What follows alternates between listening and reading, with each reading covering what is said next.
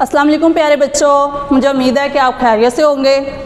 प्यारे बच्चों, ये वीडियो क्लास 3 के लिए है। सब्जेक्ट उर्दू है। सबक का नाम है बिल्लू का बस्ता और आज हम बिल्लू के बस्ते सबक की इमला करेंगे।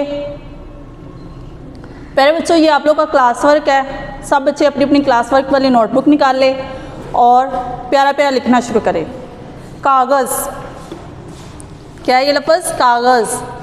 मुँह, लट्टू, ये लफ्ज़ क्या है? लट्टू। जंपर, क्या है ये लफ्ज़? जंपर। जराबें। प्यारे बच्चों, आप लोगों ने नीट एंड क्लीन लिखना है। भारी, चूरन, डंडा, बल्कीस, क्या है ये लफ्ज़? बल्कीस। कचालू। एक दफ़ा फिर देखें। कागज़, मुँह, लट्टू, जंपर, जराबें, बारी, चुरन, डंडा, बल्कीस, कचालू। प्यारे बच्चों, जैसा मैंने अभी आपको बताया, ये आप लोगों का क्लास वर्क है। आप लोगों ने प्यारा प्यारा लिखना है। मुझे उम्मीद है कि आप लोग समझ के होंगे और इसी के साथ मुझे इजाज़त दीजिए। अल्लाह हाफिज़।